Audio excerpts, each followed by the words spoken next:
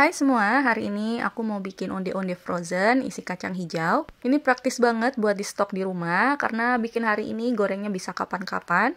Jadi kalau lagi kepingin makan, tinggal digoreng secukupnya aja. Karena onde-onde ini juga lebih enak dimakan selagi hangat, jadi cocok banget buat jadi stok cemilan di rumah. Ini anti gagal banget kalau kalian ikutin step-stepnya. Ini buatnya gampang banget, bahan-bahannya juga mudah. Jadi apa aja bahan dan gimana cara buatnya? Langsung aja. Di sini aku sudah siapkan sebanyak 250 gram kacang hijau. Ini sudah aku cuci bersih dan aku bakal rendam dengan air selama semalaman. Dan setelah aku diamkan selama semalaman, ini dia hasilnya. Bisa dilihat ya tadi perbedaannya sebelum dan setelah direndam semalaman. Kalau sudah, ini tinggal ditiriskan dan ini aku taruh di wadah stainless seperti ini, mangkok stainless. Kemudian ini bakal aku kukus selama 30 menit. Sebelumnya kukusannya sudah aku panaskan terlebih dahulu ya. Jadi ini kukusannya sudah dalam keadaan mendidih. Setelah 30 menit dikukus, ini kemudian aku angkat. Lanjut aku bakal chopper untuk kacang hijaunya.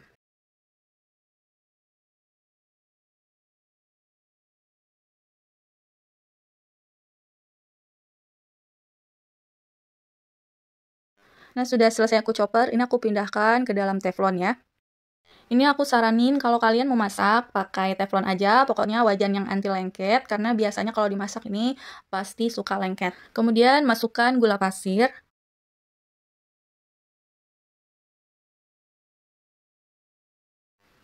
Masukkan garam.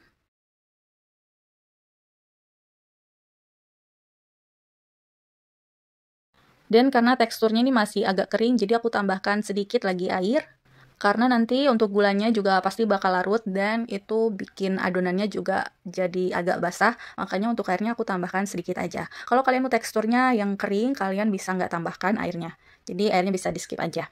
Kalau kalian mau isian kacang hijaunya lebih wangi, kalian bisa tambahkan dengan vanili bubuk ataupun vanila cair. Nah, udah gini tinggal dimasak aja. Di sini aku masak dengan api kecil aja sambil terus diaduk biar semuanya tercampur rata dan gulanya juga nggak gosong. Ini aku masak sampai kira-kira airnya udah sedikit berkurang ya, sudah menyusut. Kalau kalian mau teksturnya lebih kering, kalian bisa masak lebih lama. Cuman aku mau teksturnya itu masih agak basah. Nah, ini udah cukup ya, udah selesai aku masak. Apinya aku matikan, kemudian ini tinggal dipindahkan ke dalam mangkok.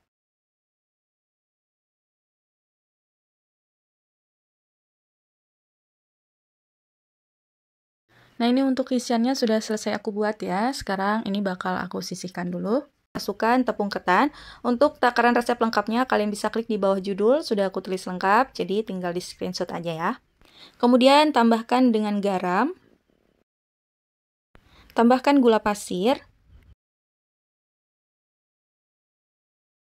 Tambahkan dengan kentang rebus yang sudah dihaluskan. Oh ya, untuk kentangnya di sini kalau kalian nggak mau rebus juga boleh banget buat dikukus. Tapi menurut aku kalau direbus dia lebih cepat empuknya. Dan ini aku kasih tips biar kentangnya tuh cepat empuk. Kalian potong agak kecil aja pas direbus biar hemat gas juga. Jadi dia cepat matang sampai dalam. Oh ya, untuk kentangnya di sini aku haluskan pakai saringan, tapi kalau kalian mau blender ataupun chopper terserah, yang penting kentangnya harus halus. Nah, kalau udah cukup tercampur rata seperti ini, kemudian selanjutnya aku tambahkan dengan air. Oh ya, di sini untuk airnya aku pakai air hangat, bukan yang mendidih. Sambil airnya aku tuang sedikit demi sedikit, karena biasanya untuk tepung itu punya daya serap yang berbeda. Apalagi untuk kentangnya, mungkin ada kentang yang nyerap airnya lebih banyak, ada yang sedikit. Jadi biar nggak terlalu lembek nanti adonannya, makanya untuk airnya itu dituangin sedikit demi sedikit aja. Nah, ini udah mulai agak kalis ya. Dan kalau sudah dirasa semuanya sudah tercampur rata, ini tinggal dicetak aja. Untuk isiannya di sini aku sudah siapkan ya, isian kacang hijaunya. Ini aku takar kira-kira 15 gram atau sekitar 1 sendok makan. Kemudian untuk kulitnya ini berat 20 gram. Untuk adonan kulitnya sudah aku bulatkan, kemudian dipipihkan. Kalau sudah pipih seperti ini, tinggal diberi isian kacang hijau. Untuk isian kacang hijaunya, kalau kalian nggak terlalu mau yang banyak banget, ini bisa dikurangin ya. Tapi ini menurut aku udah pas banget. Cuman kalau mau buat jualan, biasanya di pasar aku lihat harganya ya sekitar 1000-an gitu. Untuk isiannya mungkin bisa dikurangi, kalian bisa bagi dua ya. Atau tergantung juga dari harga jual per piecesnya. Nah, ini tinggal dibulatin aja, pastikan Onde-ondenya ini benar-benar bulat banget, kemudian langsung celupkan ke biji wijen yang sudah disiapkan. Balur ke semua bagian ya, pastikan wijennya itu nempel di semua bagian kulit onde-ondenya dan jangan lupa buat ditekan-tekan. Kalau enggak, nanti kalau digoreng itu biasanya suka copot. Jadi untuk mengurangi copotnya wijen di kulit onde-ondenya, ini ditekan cukup kuat dan cukup lama dikepal-kepal gitu. Dijamin biji wijennya nggak bakal copot. Kalau copot mungkin sekitar 1-2 aja. Nah ini hasilnya ya, udah bulat banget kan? Nah ini tinggal disisihkan dan ulangi terus sampai semua adonannya habis. Oh ya, untuk satu adonan ini kira-kira bisa jadi 33 pieces. Oh ya, di sini aku juga mau coba buat celupin onde-ondenya ke dalam air dulu, baru kemudian aku balur ke biji wijen. Ini aku mau lihat apakah lebih nempel yang pakai air atau yang nggak pakai air, atau hasilnya malah sama aja. Karena aku lihat juga beberapa orang pakai cara yang dicelupkan ke dalam air dulu, baru kemudian dibalur ke biji wijennya. Nah setelah aku balur dan kepal-kepal seperti ini ya, untuk memastikan biji wijennya itu nempel di kulit onde-ondenya, ini aku pikir hasilnya sama aja. Bahkan menurut aku ya, aku pribadi lebih suka yang nggak dicelup di air, karena dia lebih rapi, nggak banyak nempel di tangan. Nah ini bisa dilihat ya, ini sebelah kiri yang tanpa dicelup air, yang sebelah kanan ini yang dicelup pakai air. Aku pribadi lebih suka yang tanpa dicelup air. Tapi balik lagi ke selera masing-masing, mau dicelupkan ke air atau enggak, terserah ya. Kemudian ini tinggal diulangi aja sampai semua adonannya habis.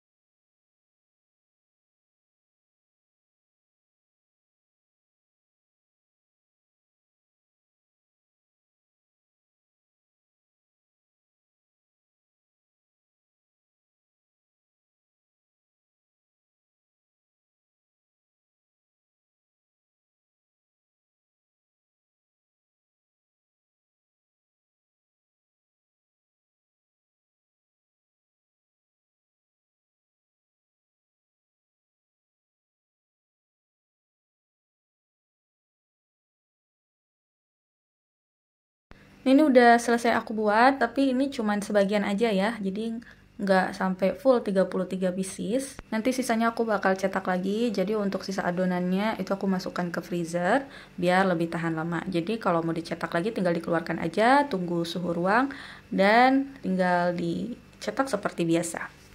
Sebelum dimasukkan ke dalam freezer, ini onde-ondenya aku taruh di wadah box gini yang ada tutupnya ya.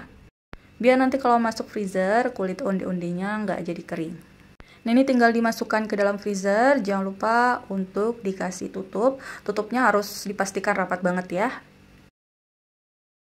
Nah setelah dimasukkan ke dalam freezer semalaman, ini besok paginya baru aku goreng. Bisa dilihat ya, ini untuk onde-ondenya. Bakal aku buka dulu, ini lumayan susah karena masih beku banget baru keluar dari freezer.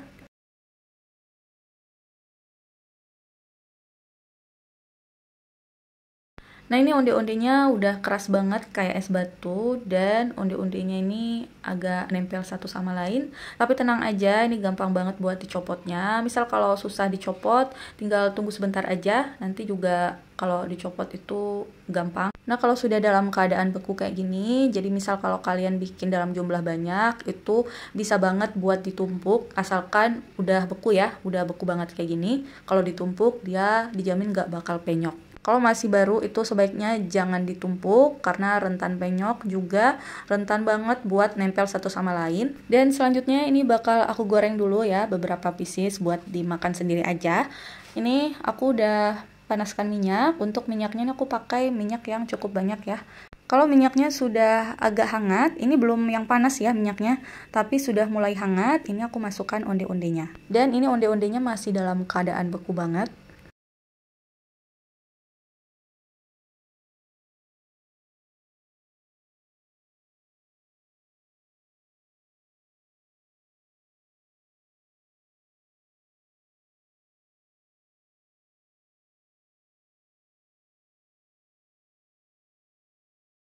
Nah, setelah aku bolak-balik, ini sudah matang merata ya. Bisa dilihat ini udah berwarna kuning keemasan, tinggal diangkat aja. Tapi kalau kalian mau hasilnya lebih garing, lebih kering di luar, kalian bisa goreng lebih lama, tapi hati-hati jangan sampai gosong. Ini udah cukup menurut aku, udah kuning keemasan, matangnya udah bagus, sudah merata, jadi tinggal diangkat aja. Dan aku pikir kalau digoreng masih dalam keadaan beku itu bakal nyerap minyak banget, tapi ternyata enggak. Hasilnya sama aja kayak goreng onde-onde yang baru habis dibulatkan. Dan ini di hasilnya, ini aku goreng sebagian aja ya. Jadi sebagian aku masukkan ke freezer buat stok cemilan. Nah, ini bisa dilihat ya untuk wijennya, ini banyak banget ya, nempel banget di kulit onde-ondenya. Ini juga bulatnya bagus, dan sekarang ini bakal aku potong dulu. Ini aku potongnya pakai gunting ya, biar onde-ondenya itu nggak gampang penyok. Nah, bisa dilihat ya.